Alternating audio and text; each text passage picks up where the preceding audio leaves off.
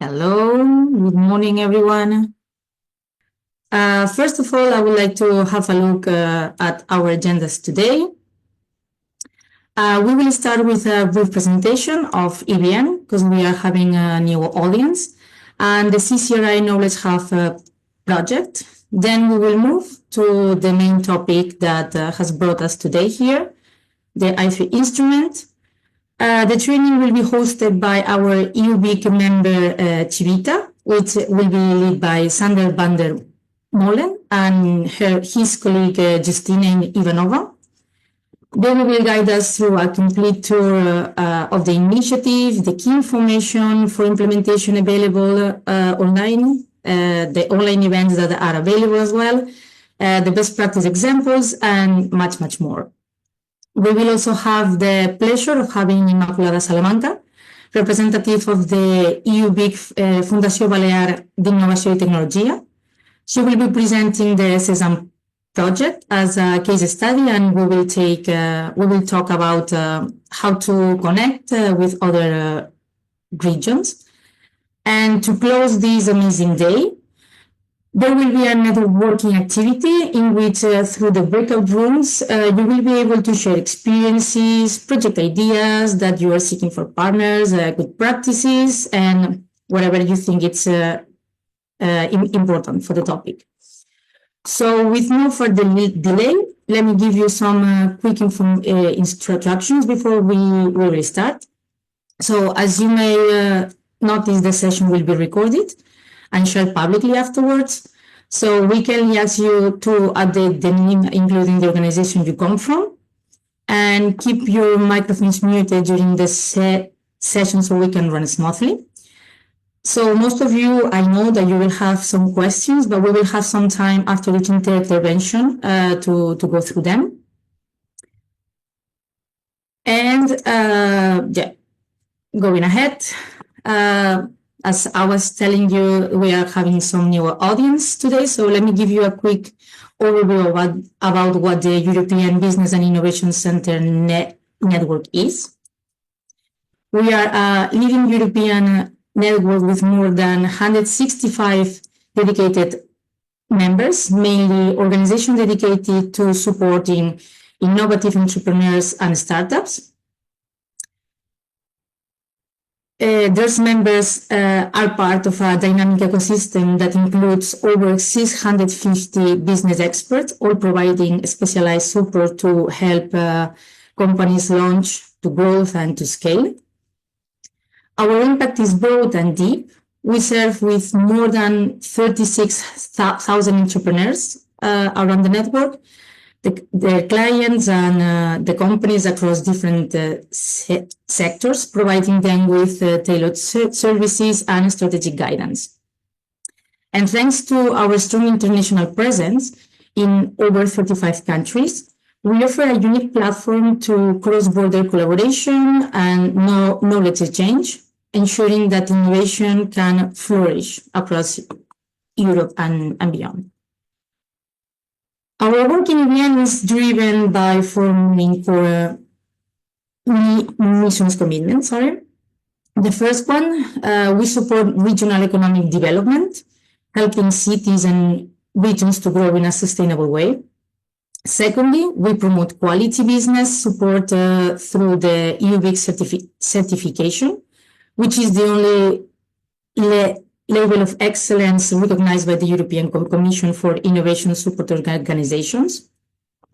Third, we facilitate access to finance by connecting the members and the companies they support with investors and funding programs that integrate finance into innovation services. Finally, we focus on scaling European innovation, meaning that we help startups to expand internationally and global to reach the most of the network. Together with this commitment, define who we are and the value that we bring to Europe to this innovation ecosystem. Now, let me take a quick look at what the CCRI Knowledge Hub is really about. The main purpose is to amplify the impact and of the existing circular cities and regions initiative by widening its network of stakeholders and consolidating the wealth of knowledge that is already developed in the field of the circular economy. We are not starting from the scratch, meaning that we are building upon what is already there, the tools, projects, experiences, and the circular economy stakeholder platform. Ultimately, the goal is clear. It's to turn the circular economy into a tangible reality in Europe, in the European cities and the regions, especially those who are still in the early stages of the transition. So this project is really about making circularity accessible, actionable, and desirable for the local and the regional level. Let me briefly walk you through the core methodology of the project, which, as you can see, is structured in main three stages. The first one is all about identifying and systematizing existing knowledge. We start by screening and analyzing past and ongoing circular economy projects and initiatives, what works, what doesn't, and why. This helps us to expand the solid base of tools, resources, and case studies to support the cities and the regions in their circular journey. The second stage is where the knowledge is put into action. We use a self-assessment tool to evaluate the readiness of local authorities and then provide tailored support in three ways. In a practical, user-friendly resources, hands-on capacity building activities, and personalized mentoring by a pool of experts. So it's not one size fits all. It's smart, flexible, and supported, adapted to each context. Finally, in the last stage, we bring this knowledge to the policy makers and the society. We translate insight into create policy, the policy recommendation tailored to the local needs, and we run focus groups and open consultations to make sure everyone has a voice. From the local governments to business and citizens. So basically, in short, we gather knowledge, we customize it, and we make it sure that it's real for the world, and we are creating a good impact. Before we move to a more detailed presentation of the i3 instrument by our expert today, I would like to briefly highlight how our project is strategically aligned with the goals and approaches of the i3 instrument. This alignment is particularly relevant when we consider future international investment in circular innovation. So let's take a quick look at how these two initiatives complement each other. While the i3 instrument focuses on facilitating interregional innovation investments by strengthening value change and encouraging cooperation across the regions with the shared priorities, the CCRI Knowledge Hub serves as a critical enabler to those future investments. Our project builds the necessary foundation by fostering collaboration, enhancing capacity, and consolidating knowledge on circular economy practices for the cities and regions. Especially, CCRI Knowledge Hub leverages existing EU projects and initiatives, providing cities and regions, especially for the ones that we already talked, the early stages in circular transition, while access to tailored mentoring, capacity building services and practical tools. Through its online platform, the resource repository and matching between stakeholders and technologies, the hub contributes to reducing fragmentation, increasing the readiness of regions, and engaging in international innovation activities. In this sense, while the i3 instrument mobilizes financial resources to scale up innovation across borders, CCRI Knowledge Hubs prepares the ground by enabling local actors to align with their strategies, build internal capabilities, and prepare meaningfully in interregional value change.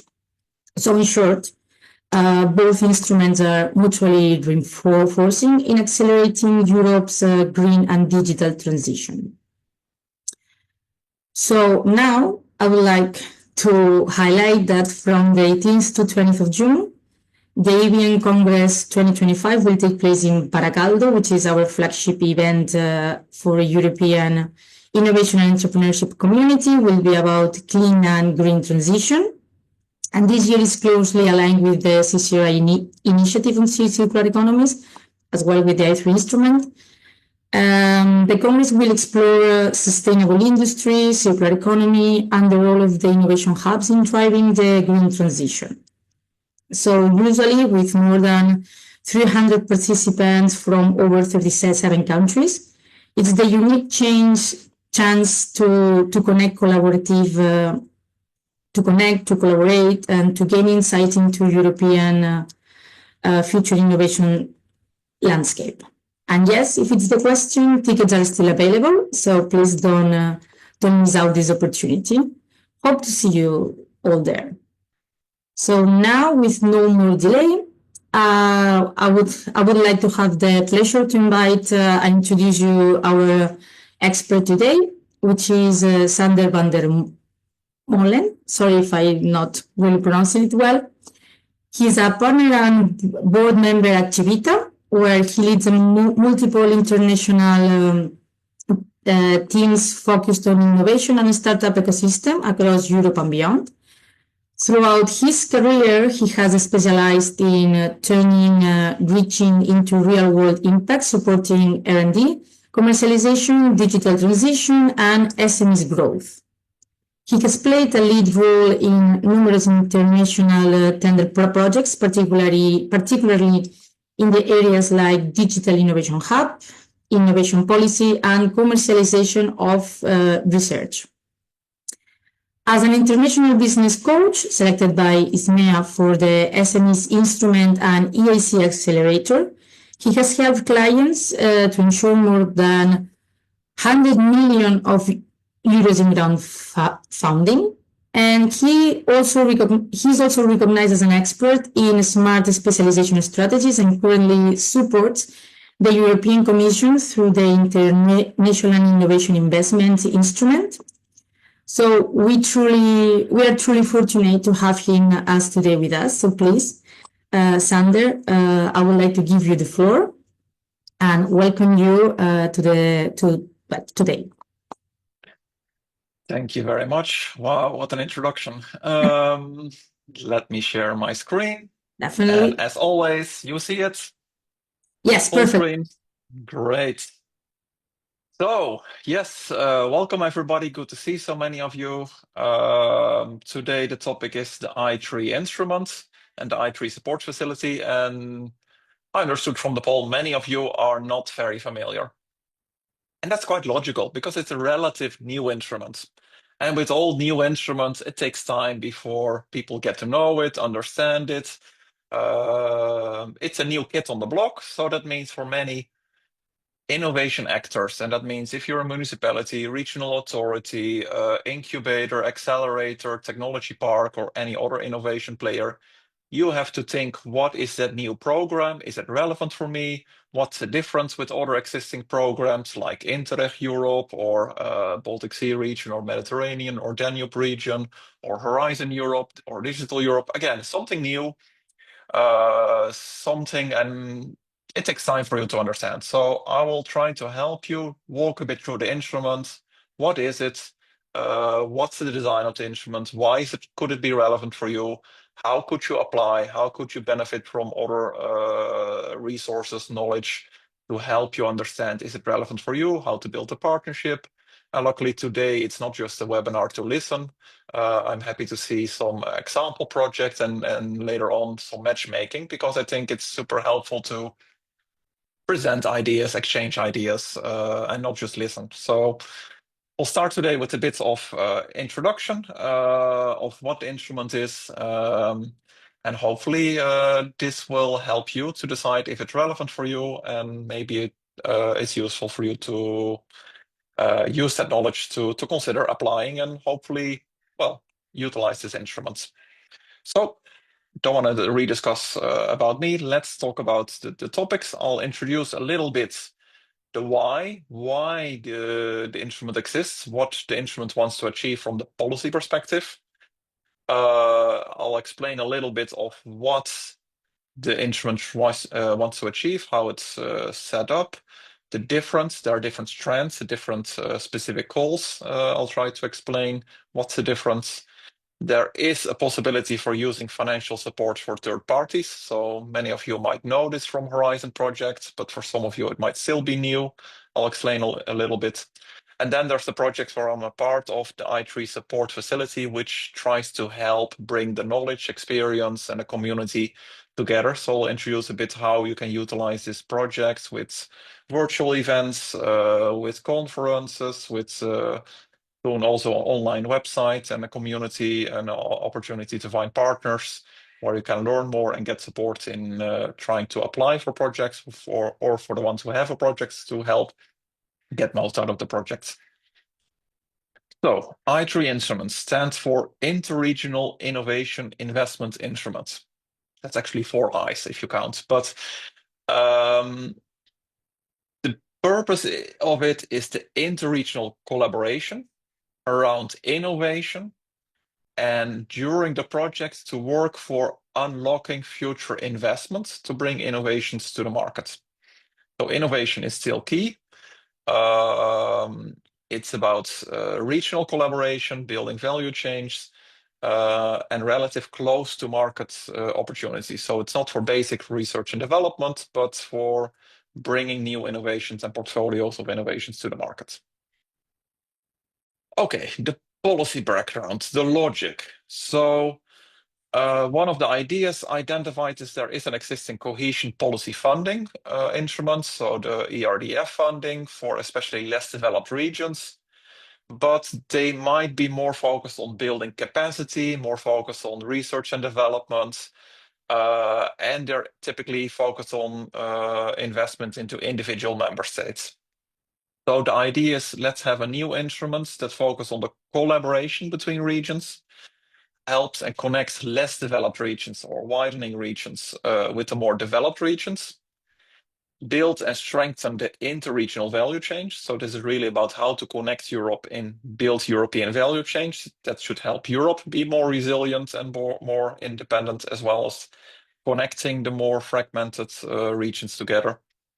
And utilize existing cohesion funds. So if cohesion funds help in building capacities in individual regions and countries, then utilizing that to build value chains and collaboration to capitalize on that. That's the philosophy. The geographical coverage, so for who can utilize it, is currently only EU member states.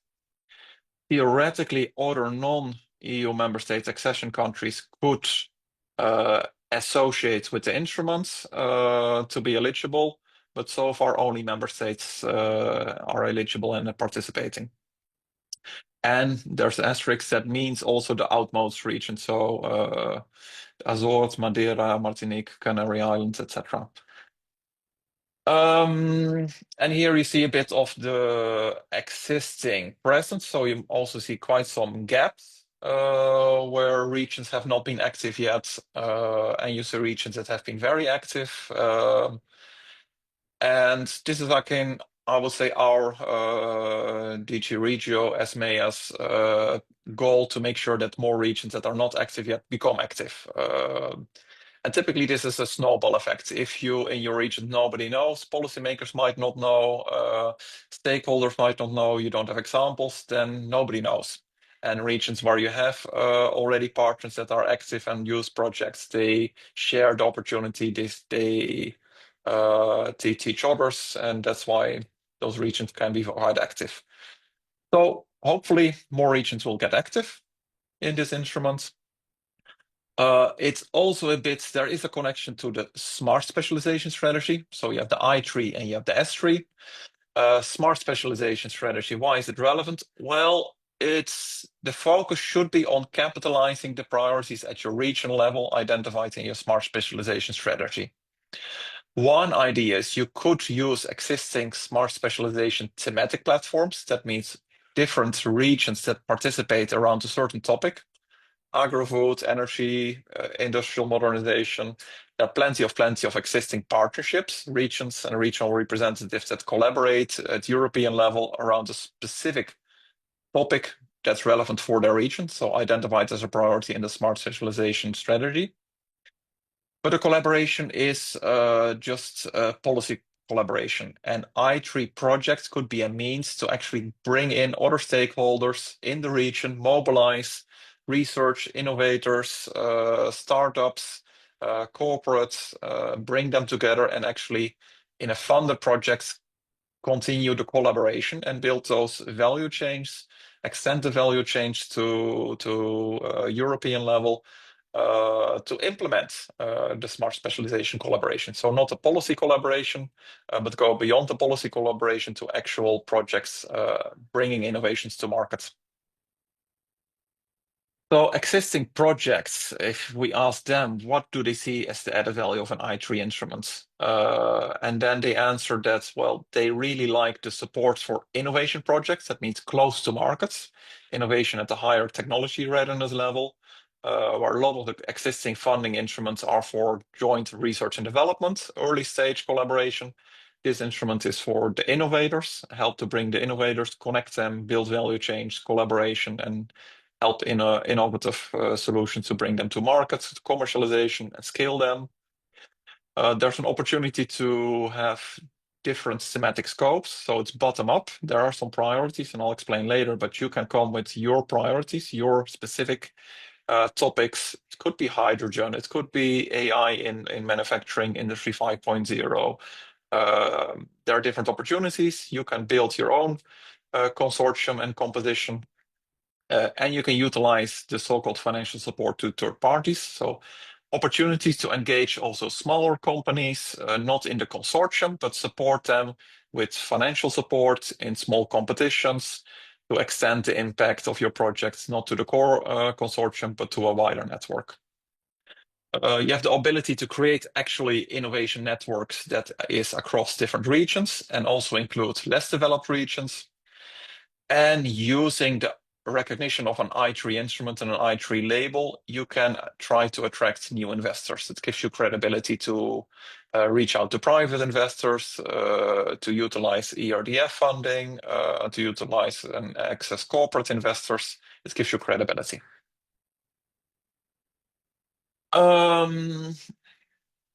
There's a bit of shift for this year where there will be new focus and new calls to be launched probably end of this month. So that's the timing of this webinar is quite relevant. There will be calls open soon and the opportunity to work over summer and early autumn to prepare your application. Some priorities to keep in mind. There is a focus on helping the less developed regions to really participate and be involved. And this could be a win-win scenario because less developed regions, so the widening regions, they have a lot to offer in knowledge and expertise, and this is about bringing them into building new value chains and new collaboration. Alignment with smart specialization is super important, and that means you need to find topics that are relevant and a priority in your region. But the idea is it should not be a heavy policy, red tape, bureaucracy program. You need to align with your smart specialization strategy in your region, but once your project is aligned, it should be relatively easy to apply and implement projects. The consortium composition, the idea is that the coordinator should be empowered or entrusted by national or regional governments to be aligned to the smart specialization strategy. So it can be any type of organization, but they need to be getting specific supports from the regional or national authorities to make sure that their project is aligned to the smart specialization strategy. And the evaluation process, as always with public projects, they say it should be relatively quick, it should be relevant, easy, and the evaluation should focus on the relevance of the projects to make sure we make an impact. But still, as you have probably many of you have experience in public projects, relatively quick doesn't mean super quick. It might still take a half a year process. So let's dive a bit deeper into the instrument.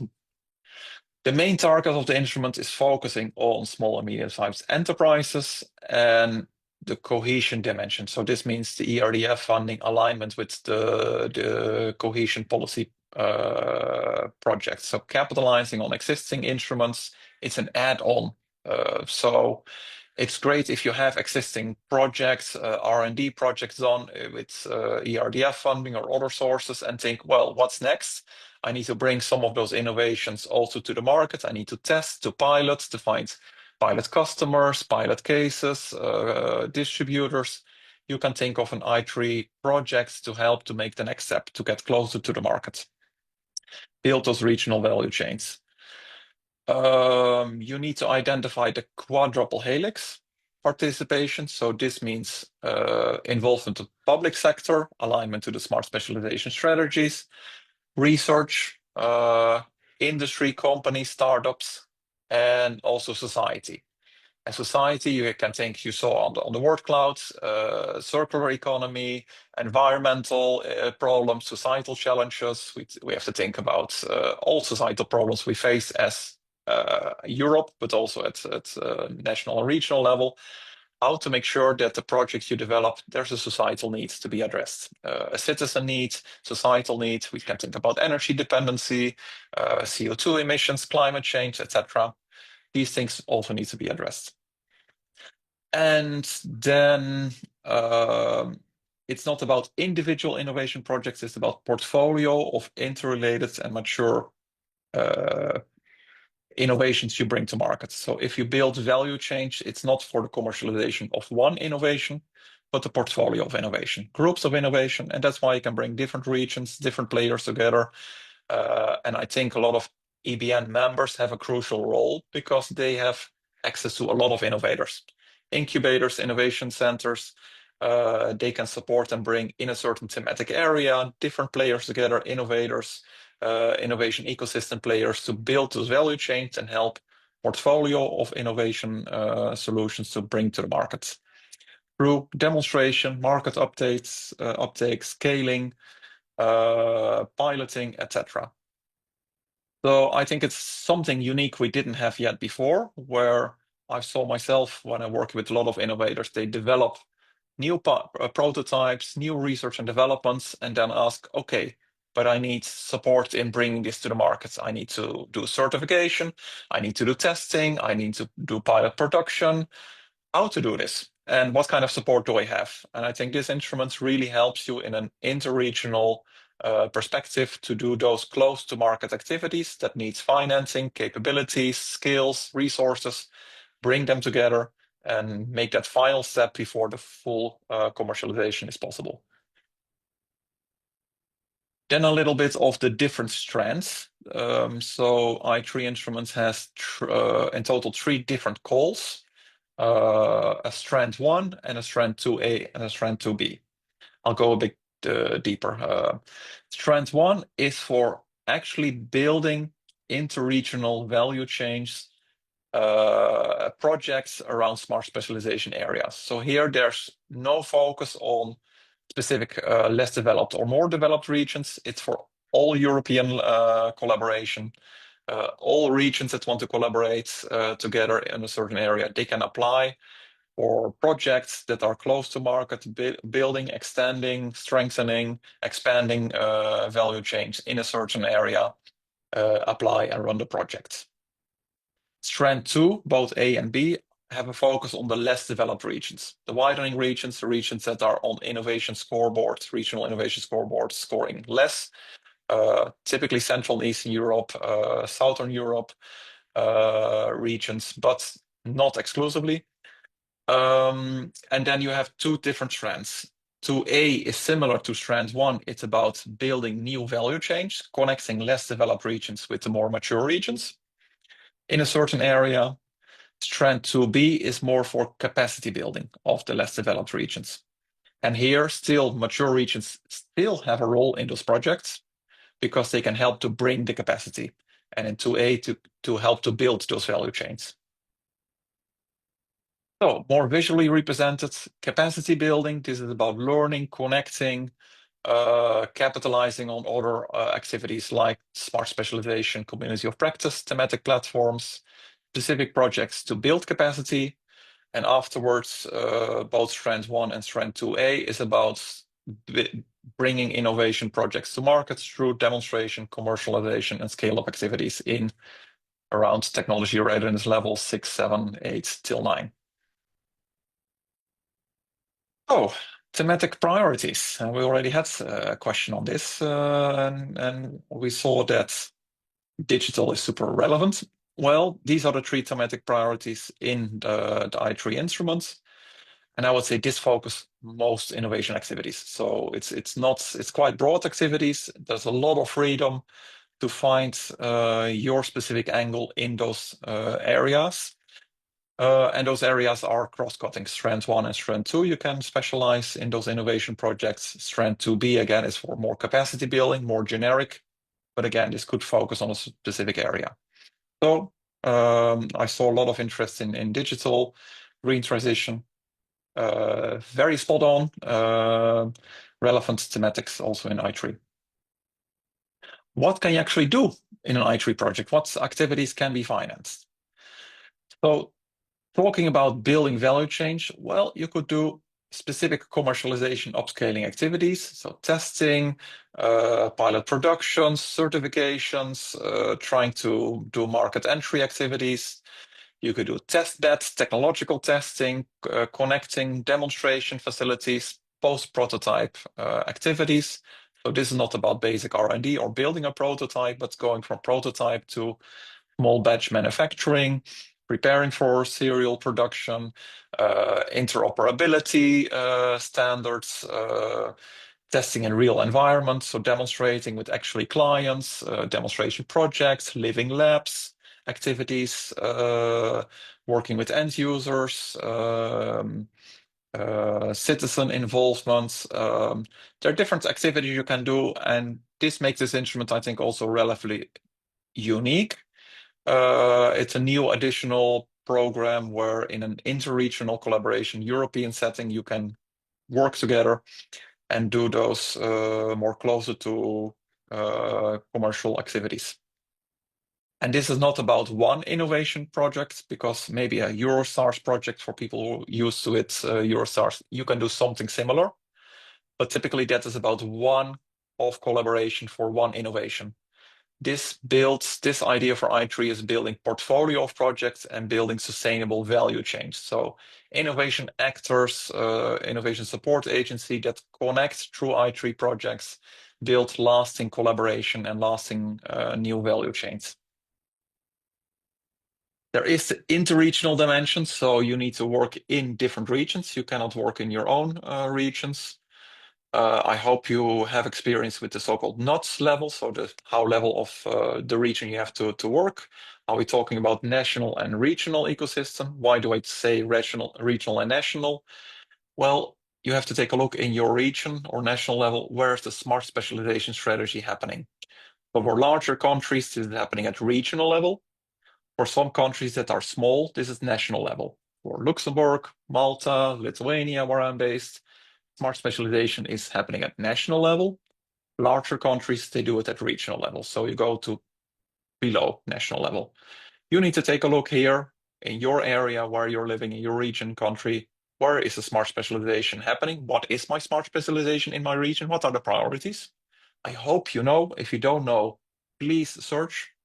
Find out what are the priorities, because this is helpful. This is a starting point. You need to know that if you build on innovation projects, it needs to be aligned to the priorities set at your regional or national level. Then you need to think about the quadruple helix participation. I kind of assume many of you have heard the term, are familiar. If not, don't worry. I mean with this, the 4 circles I've shown. Think about the public sector. What are their priorities? That's why I say the smart specializations. think about research capabilities, universities, research technology organizations. What are their capabilities? Especially not on the basic R&D, but facilities for testing. Maybe they have R&D infrastructure, mock-up factory of the future environment where you can test. So those organizations can be relevant for testing, certification, interoperability, programming, etc. Industry, business associations, clusters, SMEs, startups, they represent the industry perspective.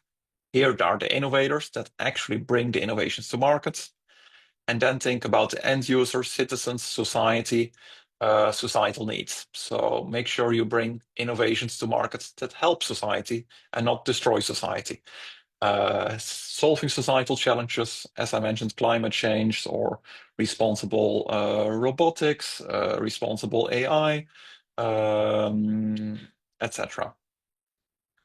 The 4 elements are relevant, and the collaboration needs to be represented in your projects and project collaboration. And maybe one more point. So the consortium that your projects need to cover demand and supply side. So don't work only with the innovators that say, oh, I have a nice technology, let's commercialize it. It should be demand driven. Is there a demand, societal demand and a market demand? Are there customers for my products? Again, many of you work in the field of innovation. This is logic, should be normal, but this should be also addressed in your projects. Some things that are relevant and mandatory as a deliverable in projects. Since this is about close to markets, you need to be business driven. So you need to have a business and investment plan. You need to have deliverables on the report of implementation of the business investments belonging to the portfolio of innovations. So again, this is not about a single innovation, but a group of innovative solutions. How do you engage with your regional and national management authorities for smart specialization? Keep a look at your technology readiness level of your innovations, the investment readiness and market readiness. So how well is the market developed? I'll not go into detail, but these are the things you need to deliver, and this is helpful for you to design projects. That means it says something about what kind of projects are expected. Tips and tricks. Again, I'll not go in detail, but once calls are launched, read documents. There are info sessions organized by the European Commission on this instrument. Very insightful. Just read them, follow them. They're recorded. You can follow the old ones. New ones will be launched as well. And these are tips and tricks relevant for any public grant you apply for. Reading the documents, reading the call text, reading the proposal template, reading the award criteria. This is often forgotten by applicants because award criteria is how evaluators score your project. I call it a cheat sheet. If they have an answering criteria, how they score your projects, using that to design your projects helps you score better and makes it easier for evaluators to find the information they need. And understand the logic. So there are policy regulatory documents about smart specialization, about I3. They're quite boring to read. I understand it's not for an innovator very easy. Use ChatGPT or other AI to summarize it for you, but you need to understand the policy rationale. Why do policymakers want to give you money? Not because they like you, but because they have a policy objective. And I try to explain a bit of the policy objective, have more interregional collaboration, bring more innovations to markets, bring and build those interregional value chains. Using that language in your proposal helps you to convince also evaluators. Think about evaluators, put yourself in their shoes, how they will evaluate.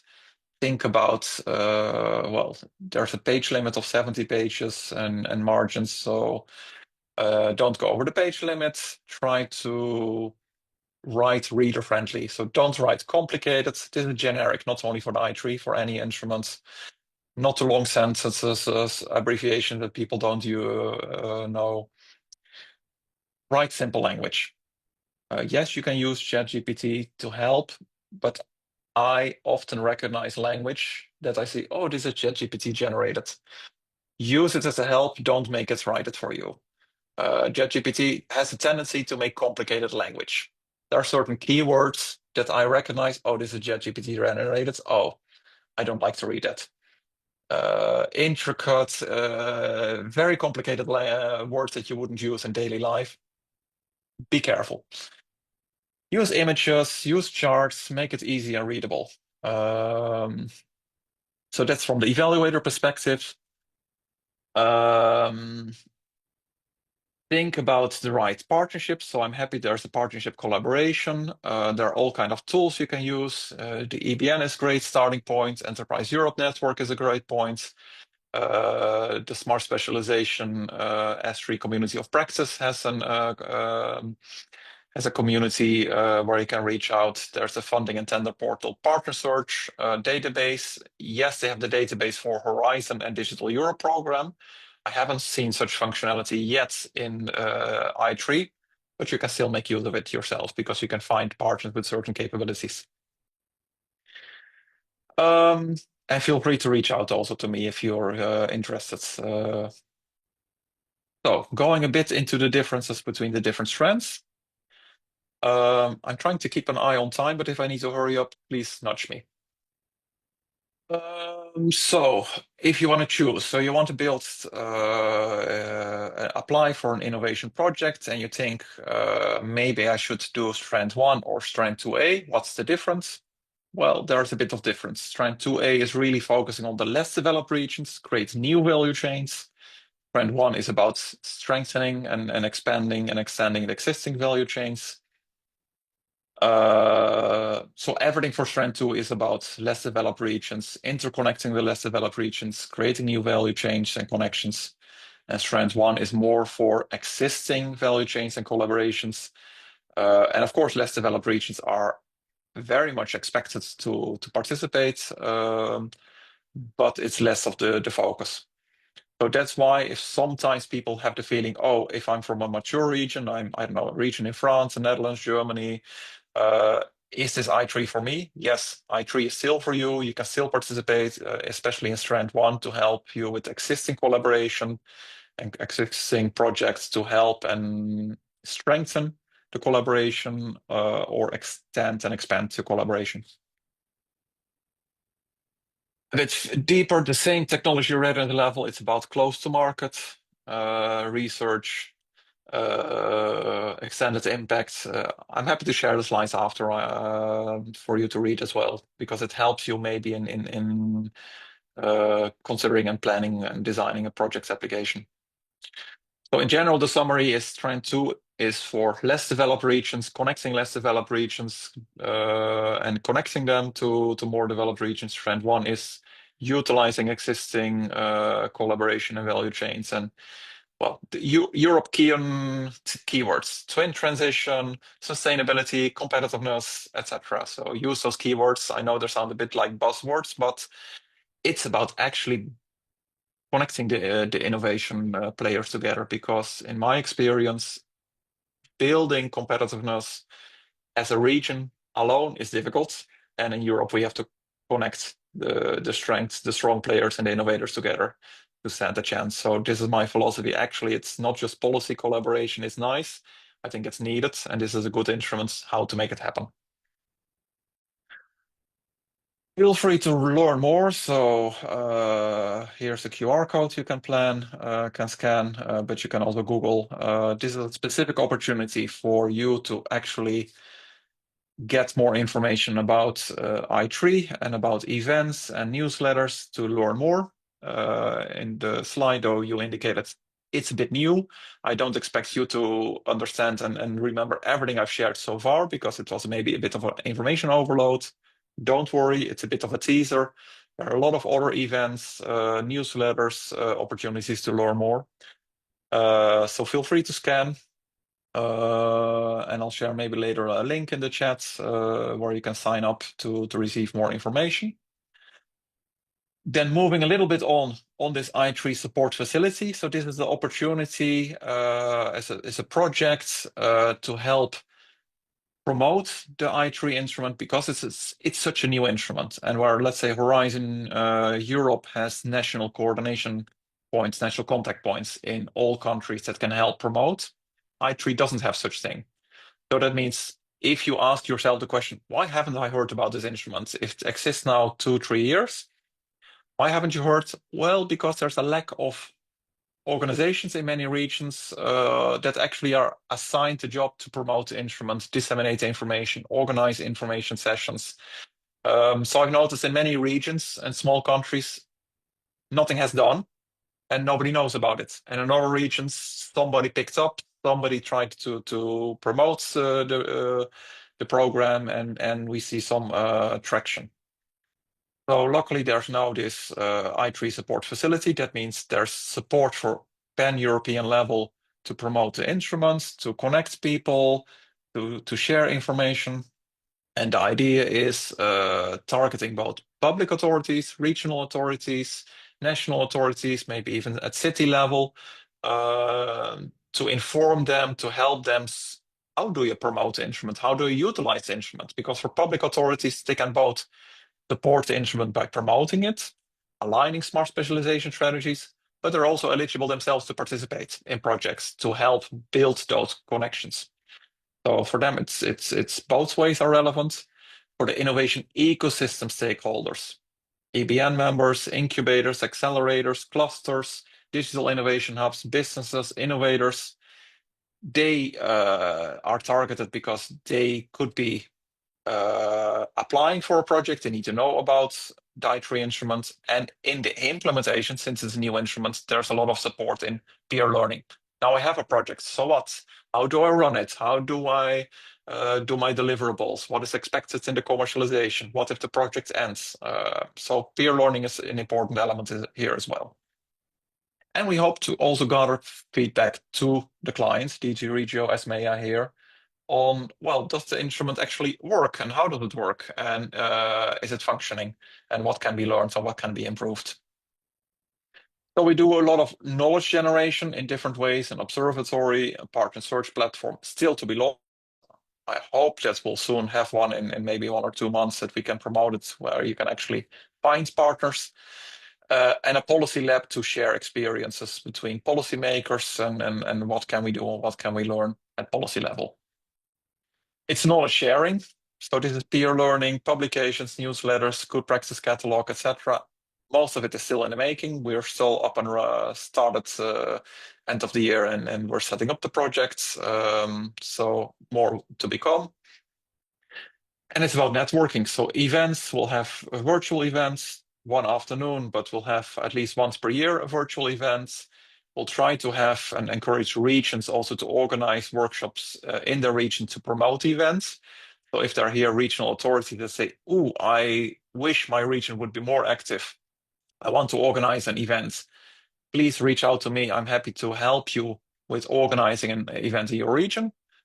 City level, region level, small countries can be at national level to help promote the I3 instrument, to make sure that people know, get the knowledge, the tools, and the information about how to apply. That means you'll hopefully in the future have more projects that will help and strengthen your region. And we have a specific working group, Capacity Building Heroes working group, which is focused on the less developed regions and the peer learning for the less developed regions in building capacity. So this is about this trend to be, where it's not focusing on the building the value chain, but building capacity in less developed regions, because we think that the less developed regions have different, unique challenges. And it's good if they in a peer group learn together. Different challenges in funding, different challenges in critical mass, maturity of technologies. They don't have that many big corporates, not that many big super high performing state-of-the-art infrastructure. So how can we make those connections overcome the challenges? We have a separate working group on that. Different services, so newsletters, etc., events, activities to do, partner search already introduced. A community, so feel free to, I'll maybe share later after the presentation the link in the chat, because it's always difficult to copy from the slides. Subscribe here for newsletters and stay up to date. There's going to be a forum here again, maybe the easiest I3 forum 2025, where you can save the dates and soon try to sign up. It's going to take place in Brussels. One day, the 24th, is open for everybody to sign up to learn more, share practices, experiences. What is it? How do I do as a policymaker? Or I'm an innovator in a innovation support agency and I want to apply for projects, how to do it. And there's a separate day for organizations that already are in an existing i3 project for peer learning. So this is an invite-only day, the 25th, for peer learning. And there are virtual events. So we had several virtual events already on different topics. I will not go one by one, but on how to report, on what is actually quadruple helix for the ones that are not that familiar with the topic, on thematic platforms and how do you make i3 projects with existing S3 thematic platforms, on FSCP, the financial support to third parties. How do you do that in a project? All of these virtual events already took place, but we have them recorded. So please feel free. You can, again, I'll share a link where you can find the recorded virtual events, but we'll have many more virtual events to launch. So upcoming one today, this afternoon, about the difference between different public instruments. So if you want to know how can I do interregional innovation and should I use Interreg or should I use Horizon Europe or Widera program or i3, what's the difference? This afternoon we have a webinar on that with some examples for interregional funding schemes. And here again, a QR code to find all information on those past events. I talked a lot, and now I'm curious also for what do you think? Do you have questions? Is this relevant for you? Do you feel now that you know a little bit more and want to know even more? Are you interested? So I would love to go to the Q&A. And I'll stop sharing because then I can fully see you. And feel free, I don't know, we can do on chat. You can raise your hand here, I think, as well, right? But also the chats, I'll open it. I see already a question on UK-based partnerships. Unfortunately, please UK, join EU again.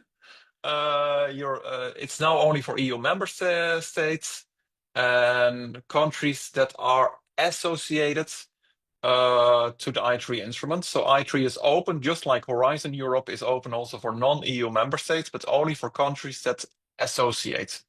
So at national level, the country needs to sign an association agreement. And that's why in Horizon Europe, different countries can participate. The same for Digital Europe program. Only countries that have associated can participate. And the current status is only EU member states are currently eligible.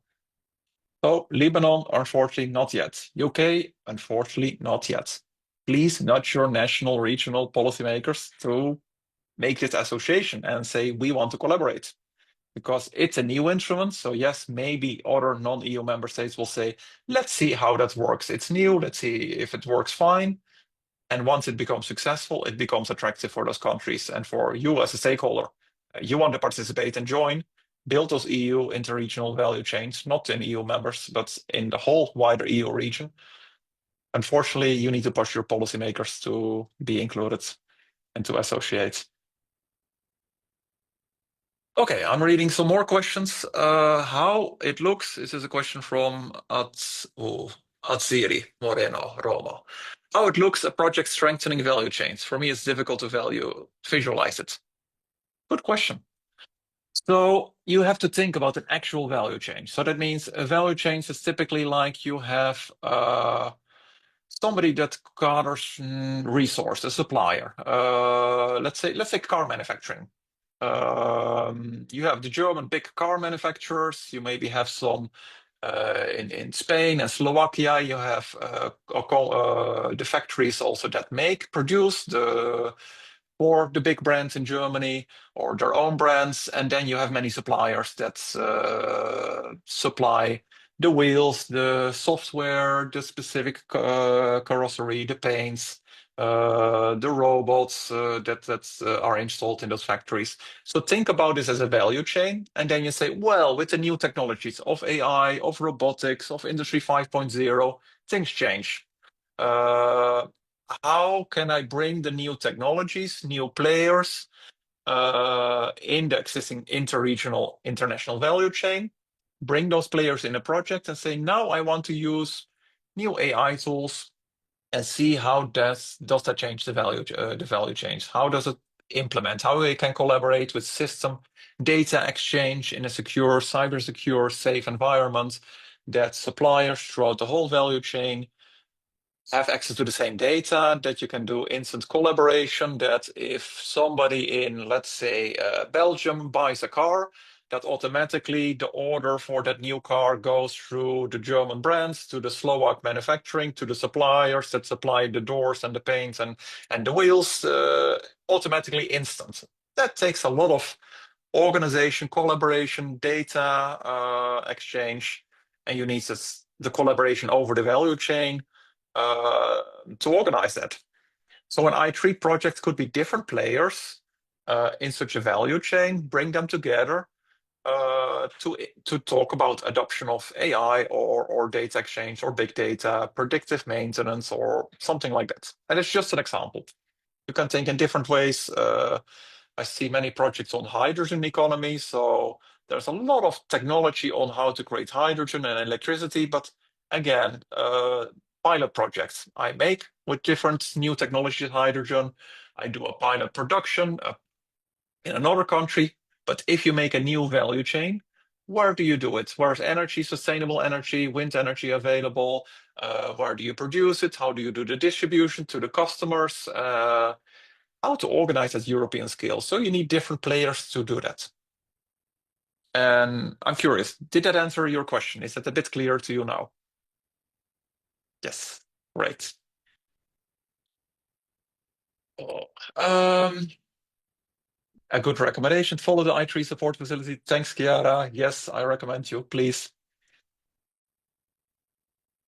I see a recommendation from George. Yes, we need to have NCPs for I3, national contact points. It's my strong recommendation as well. This is the big challenge that currently many regions don't know. And even I go to regions, I mean, I take the example of Lithuania. We have some Lithuanian participants here as well. I ask in all policymakers, who is responsible from national level to promote the I3 instruments? And the answer is nobody. That means nobody is organizing events, nobody is supporting. If a person wants to apply to an I3 project and they want to align with national or regional policymakers, they don't even know who to go to. So then they go and say, oh, I want to apply, and please, my dear Lithuanian Innovation Agency or Lithuanian Ministry for Innovation and Economy, can you support my project on I3 because I need a letter of support from you? And then the answer is, I don't know. I don't know how to do it. Why do you need it? And I don't know who to sign. And that's the difference. So I do agree we need national contact points, and thank you for supporting this, because we see the impact. Both Enterprise Europe Network, the Horizon, and also Digital Europe program, having dedicated person that can network, can disseminate information, can help you. It's very helpful. I see a question from Ramona. Hi, Ramona. Could you elaborate on innovation portfolio term? How to understand it? Yes, good question. So I mentioned that you have the instrument Eurostars, for example. For those of you who don't know, Eurostars is where 2, 3, 4 partners from different regions can apply to bring one innovation to market. So let's say you have a prototype of an innovation you want to bring into market. You can do a small project, collaborate, and bring that single innovation to market. Now, I3 is not about single innovations. They want to have the portfolio approach. So they mean, can you have in a certain topic, and I can introduce hydrogen maybe as a topic. If you have the focus point on hydrogen, it's not about promoting one single technology that can produce hydrogen in a new way and help that to commercialize, but to say, can we create collaboration at regional level and interregional level in Europe, where we have partners that can work on multiple innovations, and in the production, and maybe in the distribution, and in the storage, and in the uptake, and in different ways, in different levels, and collaborate on multiple innovations and bringing them to the market. So it's not about single innovations, it's about the collaboration and creating collaborations across value chains that can help multiple innovations and even future innovations that are not yet developed, that are in early stages, in the future will come and help collaborate. So it's more about collaboration and bring collaboration around innovation together, and those partners that can collaborate in the longer run with multiple innovations, not just one innovation. Thanks a lot, Sander. I think we still have some questions, but we share the contact details of him, so you can contact directly him to solve the doubts and the question you have. So thanks a lot, to be here today with us. It was a really interesting introduction to AI3. I mean, at least for me, that I was not very experienced in it. I learned a lot. So thanks a lot for your experience. Now I would like to present our next expert speaker today. So let me share my screen for a second.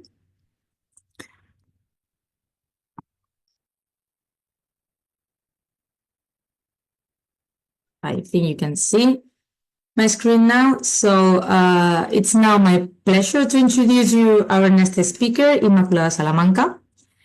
She has been leading the R&D and innovation support area at the BIT Foundation since 2011, bringing a wealth of experience in supporting SMEs through innovation programs such as the Enterprise Europe Network. She also manages startups incubators across Mallorca and Menorca, and she has played a key role in advising the Balearic government on the strategic innovation policies, introducing the regional smart specialization strategies. Before that, she was executive director at the Mallorca Transport Consortium, where she gained hands-on experience in managing budget and strategic communications. Her career began at the Fundació BIT, working in research projects centered around knowledge management and technology transfer.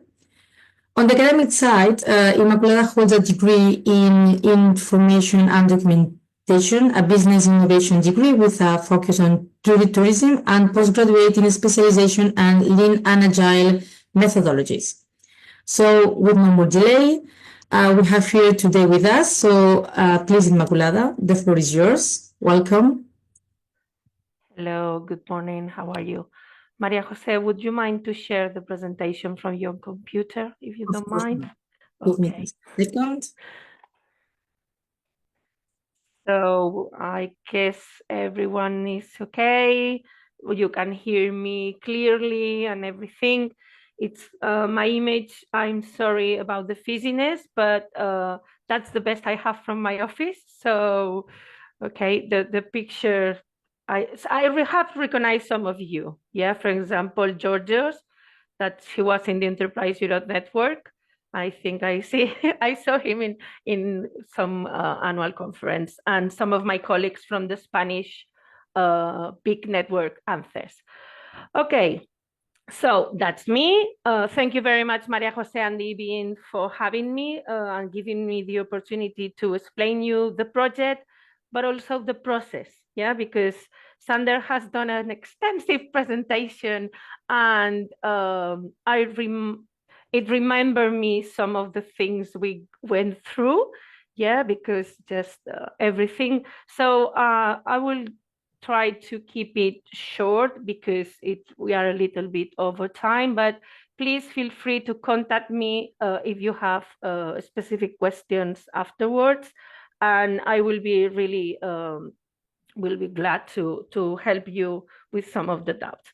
So if you could go to the next. Okay, so this is a very brief index. I will explain you what is BIT Foundation because I think it's quite important. I also explain you more or less the origin of the process of the CESAM project. And after it has been 2 years now, 1.5 years. I'm sorry about the timing is not my strong point. And I will explain you where we are and how do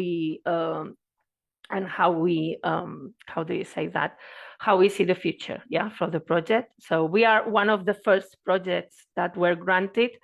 So we are like, okay, we are evolving with the framework. So next slide, please. Okay, so CESAM is Circular Economy and Sustainable Solutions for Agri-Food in the Mediterranean. Yeah, so here we have solutions. So it means a portfolio, yeah, because it's not one. So I will explain further, and I think I will clarify some of the things that Sander has explained with the theory, and I will go to the practical. So next slide, please. So BIT Foundation, just to explain you who we are and what we do. We are a non-profit organization. We depend of the Balearic Islands government. The Balearic Islands islands are in the Mediterranean. We are from Spain, okay, and my organization is quite big. We are around 300 people. But the area I'm the head of, we are around 15 people, yeah, just to make the scale. And as organization, we help the government to implement their innovation and technological policies and strategies.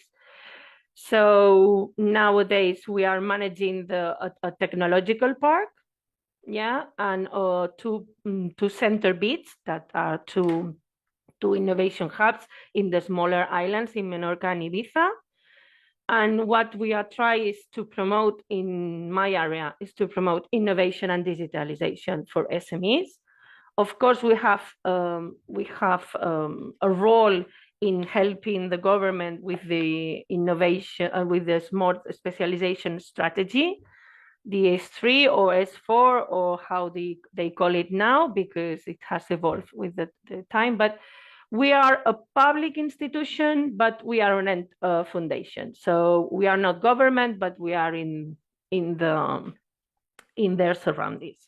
Okay, so now that you understand more or less our role, we go to what is CESAM at the origins, which I think, next slide, please, Maria Jose, thank you. Okay, so CESAM it comes from an economic association grouping that we have 3 regions in Europe, Balearic Islands, Catalonia, and Occitanie, okay? We share cultural history from many, many years ago. So we have a thing that's called Euroregion, which is this economic association grouping, which is I don't know how to explain this, but this is okay, my English is completely gone. Okay, it's like an association, but it has in the EU law, it has specific objectives and everything. So we collaborate a lot with these 2 regions, yeah, from the Balearic Islands. We collaborate a lot with them within this framework. So each of our regions have an S3, as many of you probably have. And within the Euro region, yeah, with this economic association grouping, we just find the points in common, and we did like a small S3 for the Euro region. Okay, that was around 2020, a really good year to do these kind of things because we were all at home, so we could think a lot, so we could thought a lot.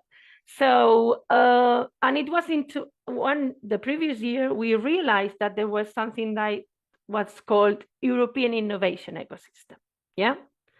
Things that arrive to you and say, well, this could be interesting for us in future collaborations, because we have had 3-4 Interreg projects within the 3 regions, yeah, in innovation support, in cultural, in water management. So we were used to collaborate together as regions, but perhaps not as institutions. Yeah, I will go on. So on 2021, the roadmap for the Euroregion is set for the 2030. So you have these 3 points that are the most important ones. Yeah, the 3 regions decide these are the themes, the subject that they are going to work together. So as you see, I'm sorry it's in French because I could not translate it for you, but as you see, these are the domains of the S3 of the Euroregion, and you can see that the one below is agriculture and agri-food industry, okay? So we decide that we will do a project on this, that we will present a project for the I3, call for proposals, and we start working. The government contact us, the Fundació BIT, to ask us to participate in their behalf. Yeah, because for regional governments, sometimes it's not obvious to participate in European projects. And I have to say that I was a little bit shocked because I said, okay, agriculture is not our domain, okay? So circularity is not in our domain as well. So in 2021, I started thinking about what we can do and how we can add value and how we can add the government. So I explain. At the same time, we are the coordinators of the Enterprise Europe Network in the Balearic Islands. Yeah, and in that contract, the ISMEA, which is the same agency that is doing the call for proposals for I3, ask us to give support sustainability services to SMEs. And we were like a little bit lost as organization. So we saw the I3, the CESAM project, or the proposal at that time, as an opportunity to learn from 2 developed regions that were Catalonia and Occitanie, how to provide services, sustainability services to our SMEs, okay? So I explain you what was searching the region, okay? That was to collaborate with these other 2 regions in the merge S3. And as institution, how I said, okay, we are going to learn, okay? And what can we provide to the project? What can we provide? We have a large knowledge about how giving support to the SMEs, and we are good at communicating. So we said, okay, to the government, we will participate and we will help and we will learn at the same time. So 2022, we present the proposal, yeah, the CESAM project. So next slide, please. So the partnership, there were organizations or institutions, okay? So as I say, the Euroregion, which is the coordinator, that had the 3 letters of the regions saying it's okay that it coordinates the project. Acció, which is the regional development agency for Catalonia, Fundació BIT, that I explained. ASOI is a cluster, it's an agri-food cluster in France, in Occitanie, and ADOC, which is an associate partner, which is the innovation agency of Occitanie. So as you see, the government are represented by usually agencies or public enterprises, not directly. These are the organizations. And after, we have 5 SMEs that were developing technologies for the subject, sustainability. I will go further. So you have there, this is the region, which are the partners. As you see, there are 3 from Catalonia, 2 from Balearic Islands, and 5 from Occitanie. The less developed region is us, is Balearic Islands, okay? Because in terms of innovation, we are not at the top of Europe. So we are the less developed region, and it was Catalonia and Occitania that they are more advanced, the developed regions that were helping us to grow the, how do you say, the value chains, okay? So next slide. So the objectives, it was to invest in SMEs, both the ones that were participating and the ones in the cascade funding that I will explain a little bit there, to advance in the circular economy model that was really important for our regions. So supports and solutions. So the objective was to foster within the regions to the development of solutions on sustainability and circular economy, and of course within the value chain of agri-food, which is very important for Occitania and Catalonia, and less important in the Balearic Islands. But as islands, and after the pandemic, it was pointed out that it was a problem for us because we are just in the middle of the sea. So a really key point for us. So next slide, please. So these are the sub-areas or the portfolio, okay? So I think we make the link between the two presentations. So we were focusing on water recycling, packaging, waste reduction, and byproducts. Here in the gray forms, you have other more specific things like industrial water treatment and recycling, concentrate reuse of water, in packaging, eco-design, plastic reduction, new materials, sustainable solutions, in waste reduction, process optimization, circular processes, in and byproduct valorization. So each of you have here the SMEs are working on solutions, on not prototypes, I think a little bit more than prototypes, on this kind of projects. I will not go through each of the projects. You can find it on our website because I think we are short on time. But as you see, we were tackling different solutions, different technologies to reach our objectives, okay, in the circularity and sustainability. So next slide, please.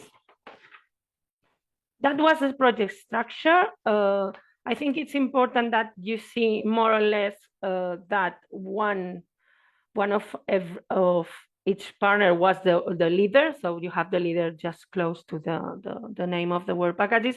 As I told you, as we could not add value perhaps to the rest of the work packages as leader, we decided to do the dissemination and the communication work package because we felt more comfortable. So if you are not really an expert on the subject that just have explained, I really recommend you to go within this kind of projects because you learn a lot, you establish new links, you see how the things are done in other regions, and really for us, it has been a really wonderful experience. It is a wonderful experience. Okay, so next slide, please. So just to summarize a little bit, this was the cascade funding call for proposal was one of the most important things in the project, apart from the SME projects. Okay, you see here that our main beneficiaries were the SMEs from the 3 regions. I think that will change in the new calls for proposals. I think any SME that has a solution for this project will be able to present a project.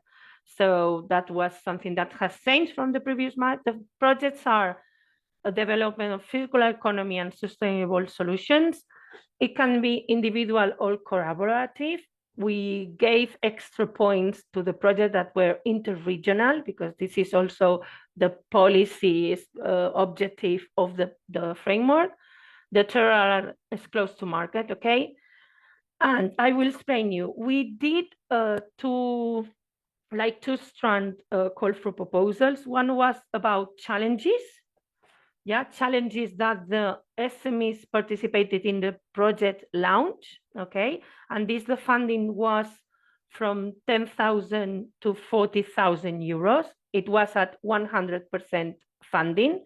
So the SME has not to put an euro, okay? And the other was the open innovation call, that it was about the CESAM sub areas that you have seen. You will have the presentation.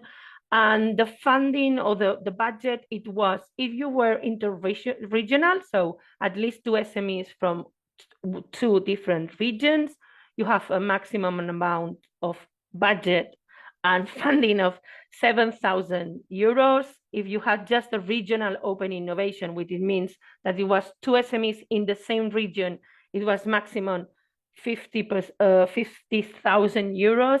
And the individual open innovation project, the maximum funding was 30,000 euros. So we opened the call in November 2024. Keep in mind that it was just for the 3 regions, because this is important, yeah. And in the call deadline, it was closed in February to 2025. We have 111 applications. Only 99 were eligible, because we have some regions from other some SMEs from other regions that were presenting the proposal. So we could not at that point, but in the new ones, it will be, I think, better. And I think it was last week, we published the provisional list of grants. It was 21 projects. It was around 12, 13 for the open innovation, and just the rest from the challenges, because 2 challenges, even if they have proposals, the evaluators consider that was not fulfilling what we were expecting. So we just say, okay, so no one there. So it has been hard, I have to tell you. It has been a really hard process. We have invested a lot of resources, human resources, evaluating, thinking about how to do the call for proposals, everything, because except one partner, none of us have done that before. So I recommend you that if you have someone in your consortium or in your future consortium, to try to pick someone who has some kind of experience about that. Said that our project officer, she was really nice, and she helped a lot with this. So Virginie, you are not here, but thank you. So next slide, please, and it will be my final one. So that was the start date. We have 3 years. This is the budget. The co-funding is 70%. The ones that we are public, sometimes the co-financing is not that hard. In our case, as it was the government who asked us to participate, they provide the co-funding. Okay, so it was a negotiation at the end. For the private SMEs, as it was their process in the business plan, the CESAM was an opportunity, yeah, because they have money to do what they were supposed to do, or what they wanted to do. So for them, it was like their lucky day when we invite them to participate in the project. And there is one of the partners, which is the cluster, that I think they have complemented with other funds which are not from Europe, but from national call for proposals, okay? So it's a mix, even though I think 70% of co-funding from a European program is quite a lot, yeah, because I'm in other projects that I have participated, like Horizon 2020 and things like that, it's 50, sometimes it's 45, because at the end some of the expenses are not eligible and things like that. So 70% is quite interesting for us. It was interesting for us. So, and my last slide, please. So thank you very much. This is our email from the project in my organization, so feel free. I think it's quite easy, CESAM, yeah, and Fundació BIT. And I don't know if we have time for questions. I asked the EBN if it's possible or not. We have time for a couple of questions. I was not checking on the chat, but maybe my colleagues can tell me if there's a couple of questions that it's interesting for the audience. Thanks, Chiara. There is a question from Anne-Marie. How much the innovation projects should be already defined in the proposal, I guess, for the funding, the cascade funding, right? For the cascade funding, we just have the sub areas, okay? So we said we will do a cascade funding in this, or you say, yeah, or, okay, perhaps I didn't understand the question. In the proposal, we say we will do cascade funding to reach these objectives in these areas. That was all, okay? So no specifics, because at the moment, even the SMEs were not sure about how the project will be developing. So they didn't know, because some of them have profit the call for proposal, the cascade funding, to try to find partners to solve some of the problems that they have encountered in the process, in the project, in the current project that they have developing within the project. And Marie, I have answered your question. Yeah, okay. Super. So Super. we can move.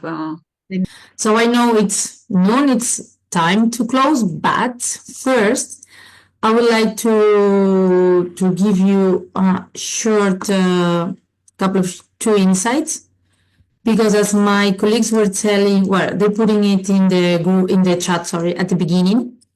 There will be an info session. Give me a second. I think you can see my screen now. Great. Yeah.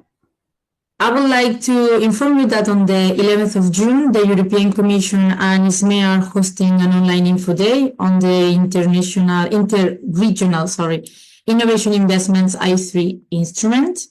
The session will focus on the 2025 goals. That means that new funding opportunities for startups and innovation players who want to team up across regions and co-invest in smart specialization projects can join. Well, should join, basically. You will get the practical details on how the instrument works, how it can be applied, and how to build strong cross-border partnerships. So I guess my colleagues were sharing the details in the chat. Thank you, Livia. And last but not least, for the ones that were not at the beginning, if today's conversation was something that it was interesting for you, and you have an idea, a challenge, or a need that needs a partner, then you already have a reason to join us in Baracaldo in Spain in June for our Congress. This isn't just another conference. It's where innovation meets innovation, where the circular economy, green energy, and deep tech stops being trendy words and start becoming real for the world. And through the instruments like I3 and synchronized with the initiatives like the CCRI, we can really make the circular economy real. In Baracaldo, you will meet people who can move your ideas forward, unlock resources, and help scaling up your impact across Europe. So just don't follow the transitions, just be part of it. So I hope we will see each other in Baracaldo in Spain, hopefully. And thanks a lot for coming today, for joining us today. Yes, the tickets are still available, and I hope you have a great day and a good rest of the week. Thanks a lot for joining.